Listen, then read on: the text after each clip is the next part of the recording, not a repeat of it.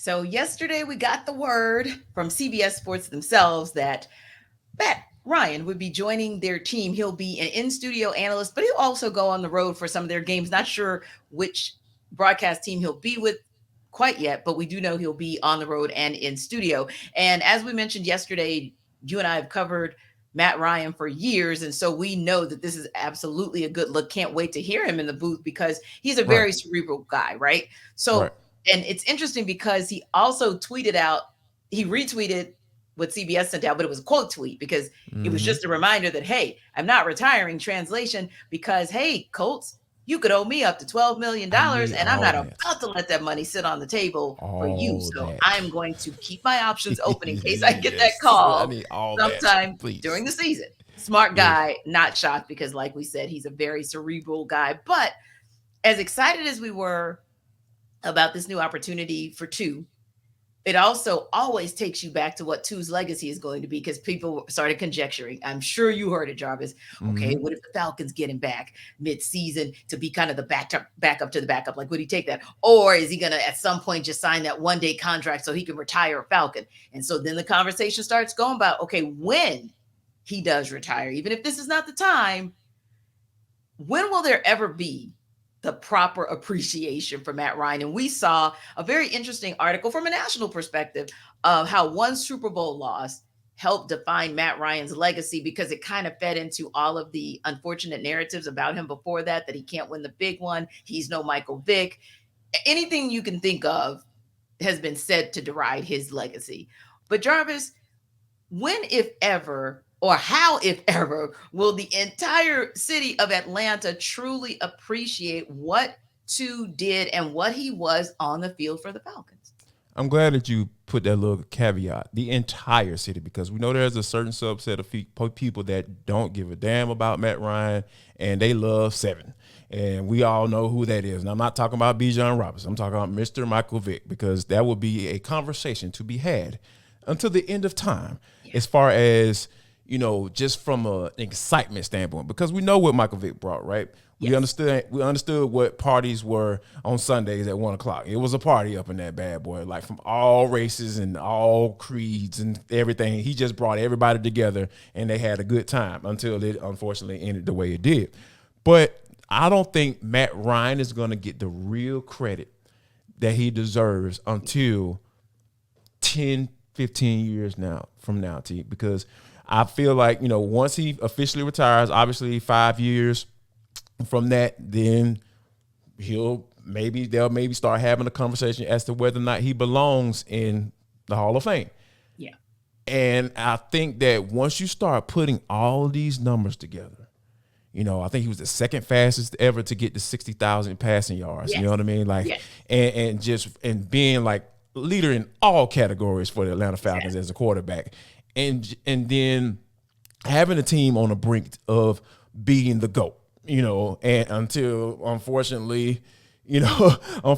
like the defense kind of just had a had a meltdown, Yeah. and Kyle Shanahan had a brain fart on his play calling, in the fourth quarter. So, so all of those things kind of come together, and Matt Ryan has to eat that right now. Yeah. So I think it's going to take some time in order for this entire city of Atlanta to say, you know what? And guess what, T? What if Desmond Ridder is a bust? So that's 2 to 3 years, that you're not going to have a real quarterback. You have to figure out and try to figure out who that's going to be. Like Terry Fontenot, Arthur Smith might not even see a Matt Ryan, a quarterback of Matt Ryan's ilk. They Yes. wish they had that. You know what I'm saying? So I think it's going to take some time.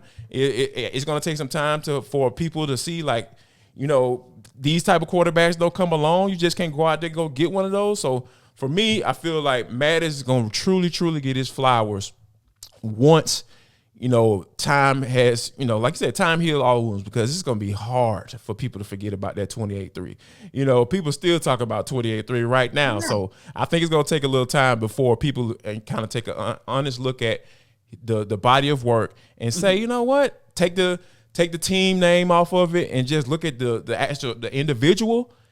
Man, this dude put up some doggone numbers that might at least need to be on the cusp of having a conversation about going to the Hall of Fame. Yeah, because there is more, to me, more buzz and more conversation about Philip Rivers going to the Hall of Fame than there is about Matt Ryan. And that's so And what troublesome has he because won? that's what I said. I'm like, Like, come on. right. When you talk about 28-3, you got to remember the quarterbacks that Matt Ryan had to leapfrog over to get there. So Right. you got to remember that he had to leapfrog over Aaron Rodgers to Right, get there and Lars. almost leapfrogged over the Amen. GOAT to get there. Yep, So I exactly. think that sometimes people don't really, like you said, the context of it, like he's got to just get enough distance between him and 28-3 for it to make a difference. But I'll be honest, I hear his name, Philip Rivers, and kind of Matt Stafford. I hear those names in the conversation all at the same time, like they're equal. Matt Stafford would have been Philip Rivers if not for the Rams going all in to win a Super Bowl. He would have And been he was kind of below Phillip pedestrian, Rivers in my book, T, because but Matt you're the Stafford didn't only, win but jack Jarvis, in I Detroit. promise you, that is very much a minority. That is very much a minority choice, if you Right. will, or Yeah, very yeah, yeah. much, yeah, That's fair. because the majority of pundits that I hear talking about this, it's always like Matt Ryan, Philip Rivers, and Matt Stafford are pretty much in that same conversation. And I'm like, how, Sway? Because when you Yeah. look at Matt Ryan's numbers, less games played than Philip Rivers, but yet all the numbers, the completions, the completion percentage, the passing yards, passing touchdowns. Well, not passing touchdowns. I take that back. But the fewer interceptions, Yeah. longest, all of it, like just about every category, Matt Ryan is well ahead of Philip Rivers, including you were an MVP and you also took your team to the cusp of a championship. So hopefully, may not be a first balloter, may not even be a second balloter, but I do think that his legacy will be respectfully and accurately defined once some time passes and you're able to really see just how great Matt Ryan was. Now, speaking of, mhm, No, I was just gonna say real quick, and I think the unfortunate part for Matt is the fact that there's so much weight put into winning Super Bowls, and obviously, yeah, and being the starting quarterback on that Super Bowl team automatically qualifies you as pretty much at least starting to come, like automatically being in the conversation to be in the Hall of Fame, which I don't think is fair. And because we're talking about an individual accomplishment, as far as being in the Hall of Fame, or individual accolade, but you're talking about a team award that they're going to take all the credit for it. And I just don't think that's fair with Matthew Stafford, because we know, like we know who should have been that Super Bowl MVP. It was Mr. Number 99, like yeah, that dude. He the one that closed that game out. He the one that made the play to shut everything down and put the Bengals down the pasture. So I think that's the unfortunate part with Matt, with the whole Super Bowl weighted thing, because there's no way, T. No way. I watched Matthew Stafford's entire career. I watched Matt Ryan's entire career. There's no way these two dudes should be in the same conversation as far as a quarterback and the individual accomplishments that they had in their or for that careers. matter, Philip Rivers in that conversation. But Yeah. everydayers, tell us what you guys think. Are you ready to give Matt Ryan his flowers, or are you somebody that's still trying to hold on to he's just okay, he was just average, he's not great?